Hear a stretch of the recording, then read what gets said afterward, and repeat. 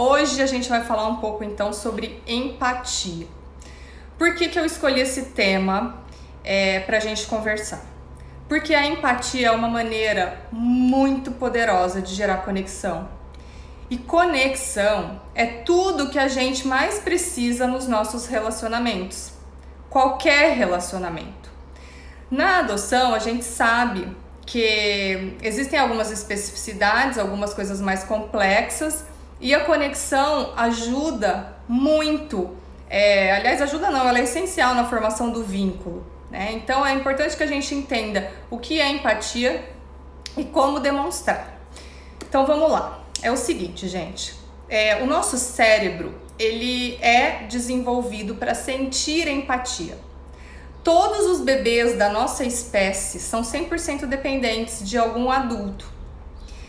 Então, nós só estamos aqui hoje, a gente só existe como ser humano porque sentimos empatia, certo? E por que isso, né? Afinal, o que é essa empatia? Segundo Marshall Rosenberg, que é o pai da comunicação não violenta, que escreveu este livro aqui, depois eu vou mostrar para vocês todos os livros que eu me baseei, tá? Para escrever um pouquinho sobre empatia. Porque a empatia, ela é a base da comunicação não violenta.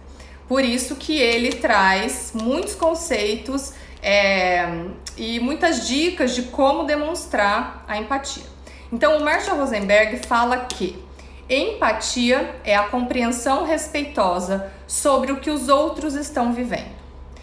Então, a partir dessa compreensão sobre o que o outro está vivenciando, é que eu posso estar aqui hoje. É por isso que a nossa espécie humana ainda existe.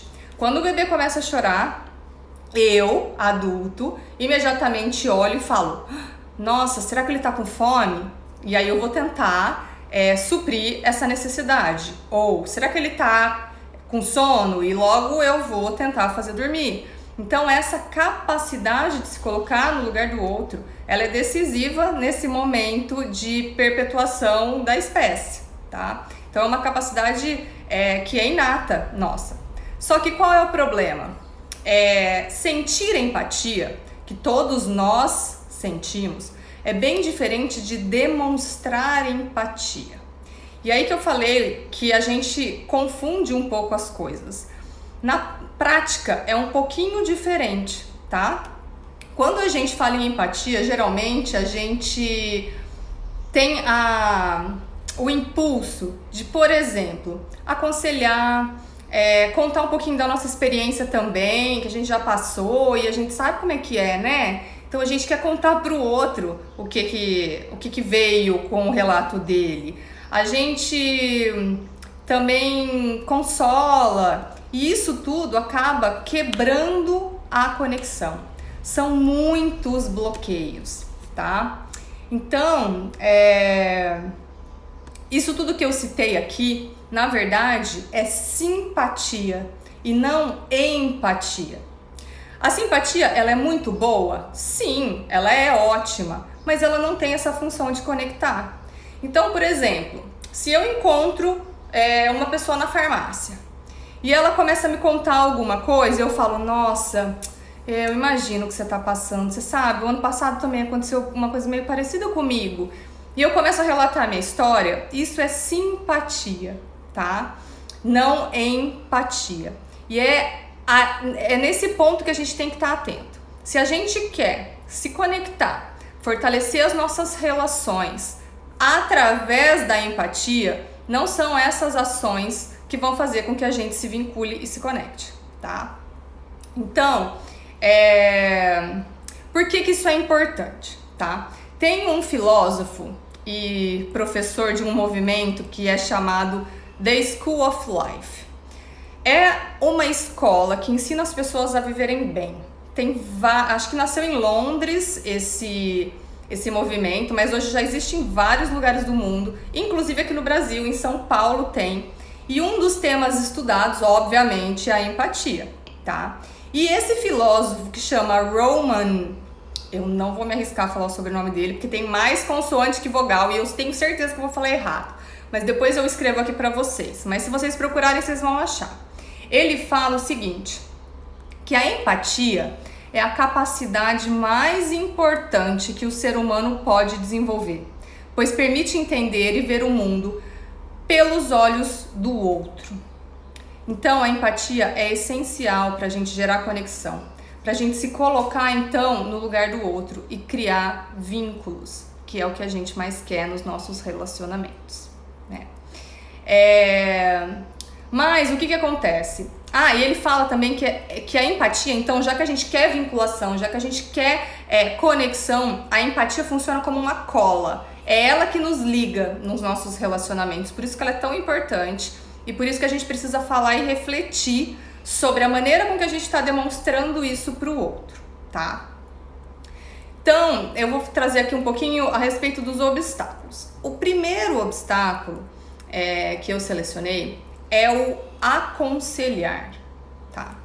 Vamos imaginar o seguinte: você chegou na sua casa aos prantos porque o seu chefe chamou a sua atenção na frente de todos os seus colegas por um erro que você não cometeu.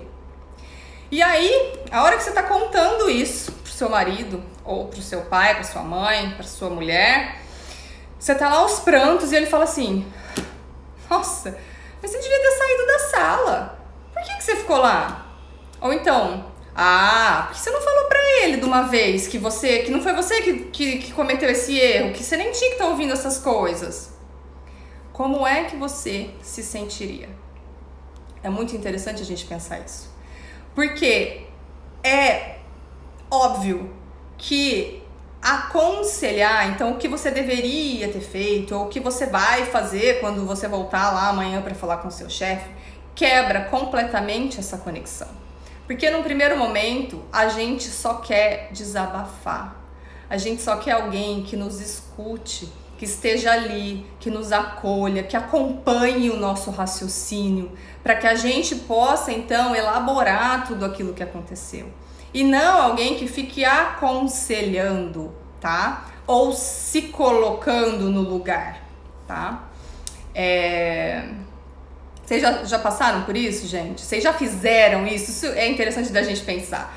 Porque a hora que a gente começa a estudar um pouco, é meio desesperador, porque você fala: meu Deus, eu faço isso o tempo inteiro, que chato, né? Ou então, nossa, não acredito, aquela pessoa sempre faz isso comigo, por isso que eu não gosto muito de contar as coisas pra ela. A gente começa a entender quais são os mecanismos que a gente usa para se comunicar e ver que eles não são tão adequados assim para alguns momentos, tá?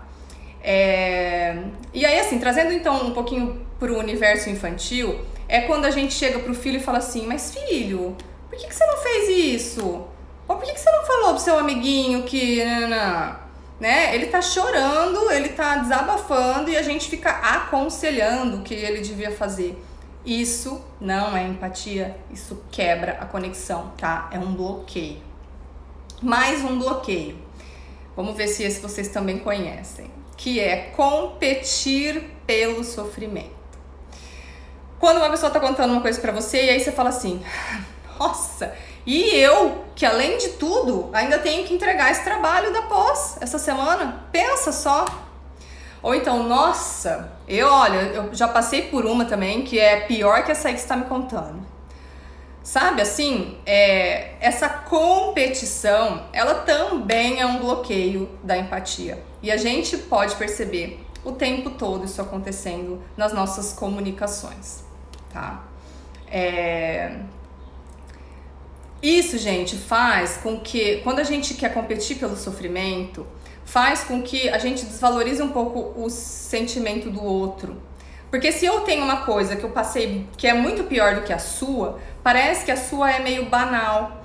E é sério quando a gente faz isso com as crianças, tá? Porque elas ainda não têm muito discernimento e elas realmente se sentem inadequadas nos seus sentimentos, nas suas sensações.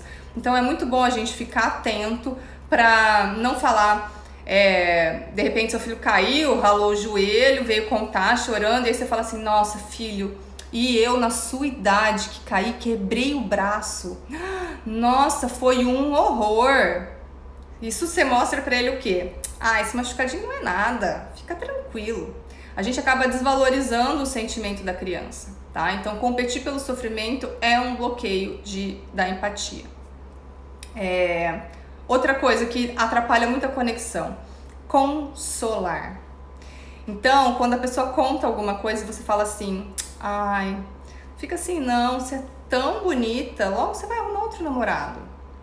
Ou quando a gente fala assim, ai, filho, você é tão inteligente que eu tenho certeza que na próxima prova você vai tirar a nota que precisa.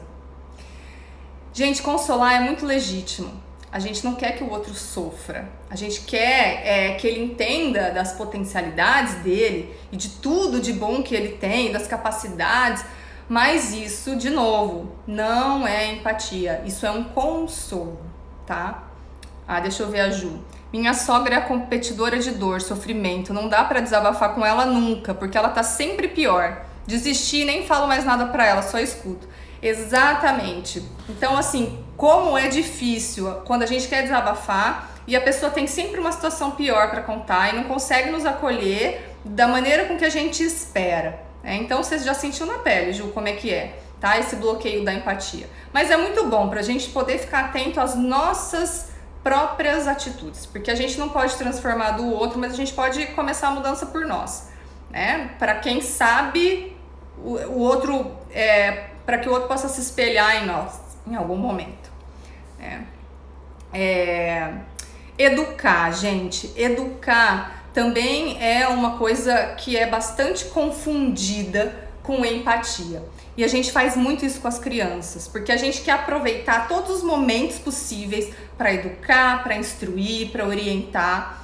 E muitas vezes a gente acaba prejudicando a relação e a conexão, tá? Então, assim, educar realmente é essencial, isso é papel dos pais, mas se você quer demonstrar empatia e se conectar naquele momento de dor, não eduque, tá? Não eduque. A Elisama Santos, que é a autora desse livro aqui, ó, Educação Não Violenta, maravilhoso também, que foi um dos livros que eu me baseei para escrever esse pouquinho de empatia para vocês, ela diz que não se ensina a nadar quem está afogando. Então, no momento que a sua criança tá chorando, que ela tá querendo colo, que ela tá querendo proximidade, não eduque. E aí, educar seria o quê? Filho, você vai entender daqui um pouco que vai ser muito bom pra você não ter caído no grupo dos seus amiguinhos pra fazer o trabalho. Você vai aprender a conviver com outras pessoas, entende? Então, assim, ou quando a gente quer orientar alguma coisa, isso vai ser muito bom pro seu futuro, você precisa, sabe? Não é momento disso. De novo, isso é legítimo, é válido, é importante, mas não nesse momento de demonstrar empatia. Se a gente vai demonstrar empatia, a gente tem que estar demonstrando empatia e não consolando, aconselhando, competindo ou educando, tá? Vamos ver aqui. Rô Gomes. Quando agimos assim, invalidamos a dor, o sofrimento alheio. Exatamente, é isso mesmo que acontece, né? E por isso que gera desconexão, né? Então, gente, por que eu falo que na prática é um pouco mais difícil? Aliás, é muito mais, né? Na teoria é muito simples, é enxergar os olhos com o mundo dos outros, enxergar o mundo com os olhos dos outros, é calçar o sapato do outro, mas qual é o desafio na real? Quando a gente vai demonstrar empatia, a gente precisa sair de nós e se abrir para o outro. Essa é a grande dificuldade. Porque como é que eu vou calçar o sapato do outro se eu estou usando o meu e eu não desgrudo dele de jeito nenhum? É impossível. Então, para que eu possa demonstrar empatia, eu preciso abrir mão das minhas crenças, dos meus valores, dos meus julgamentos, e eu preciso estar conectada a essa pessoa para entender exatamente, ou pelo menos ter uma ideia de quais são as necessidades dela, o que essa pessoa precisa neste momento, tá? Então, por isso que na prática é tão difícil demonstrar empatia, tá? A gente acaba ficando no nível superficial da simpatia, contando experiências que a gente também já teve para mostrar para o outro que a gente está entendendo. Então, né, isso serve pra gente falar, Ah, eu sei o que você tá passando. Eu também passei por isso um tempo atrás, é muito difícil, né? Só que esse é o grau da simpatia, o grau superficial. Não, a gente tá buscando algo mais profundo, algo que gera uma conexão. Então, vamos ficar atentos, tá? Então, voltando, qual é a chave da empatia, né? A empatia exige presença, escuta, tá? E uma presença, não presença física, não. Uma presença de coração e mente abertos para estar com o outro, para acompanhar o relato dele, para suportar a dor do que ele tá trazendo, tá? Muitas vezes, gente, sem falar nada. Esse é o ponto da empatia, tá? A gente não precisa falar, aconselhar, orientar, educar, consolar. A gente precisa estar junto. A gente precisa demonstrar que tá ali, que tá entendendo, tá? Vamos ver aqui. Então, eu falei um pouco da escuta, né? Quando a gente quer falar, a gente acaba perdendo uma oportunidade muito rica, às vezes, de se conectar e de simplesmente estar ali com a pessoa. A gente tem, e isso é nosso também, né? Possivelmente, se você não estudou empatia, você faz isso, e a gente faz até quando tá se esforçando para não fazer. A gente escuta o outro para responder. A gente não escuta o outro para acolher, para entender, para colocar o sapato dele. A gente escuta o outro para responder. São 4 níveis de escuta. Obviamente eu não vou entrar aqui em todos eles porque não dá tempo. Mas o primeiro nível é o downloading, que é esse nível superficial, que é o que a gente mais usa. Então a pessoa tá falando e eu tô lá. Download. Nossa, o que eu vou responder? Nossa, mas isso já aconteceu comigo. Nossa, mas eu acho que eu vou falar pra ela. A pessoa nem acabou de falar e você já tá dando uma opinião, você já tá contando uma coisa sua, tá? Isso às vezes é sem perceber. A gente não dá essa pausa, tá? A Lucinha. Então, empatia é saber ouvir? Sim, tá? Não só, mas a base da empatia é a escuta. A escuta empática, que é um dos níveis da comunicação. Mas como eu falei, não dá pra gente estudar todos aqui e a gente precisa começar a sair do downloading, que é o primeiro, tá? Pra gente ir podendo aprofundar e realmente se conectar. Lucinha, de novo, verdade, só sabe onde o sapato está apertando quem está calçando. Exatamente, tá? E é claro que essa gente é teórico, né? A gente se colocar no lugar do outro. A gente nunca vai saber o que o outro está sentindo exatamente. Mas a gente pode ter uma ideia. E quando a gente faz esse exercício de se colocar no lugar do outro, é que a gente se conecta, tá? Bom, então vamos às dicas para demonstrar empatia. A primeira dica é: esteja presente e demonstre que você está presente. Então, gente, quando a pessoa vem te contar algo, você deve fazer contato visual. Olhe no olho dessa pessoa, tá? Faz movimentos com a cabeça de quem tá entendendo. Né? Fala alguma coisa, faça algum som, tá? Isso é muito importante, porque a pessoa se sente sendo acompanhada por você. Fazer perguntas é outra coisa polêmica quando a pessoa tá desabafando, né? Porque quando eu faço a pergunta, eu volto a atenção dessa conversa pra mim.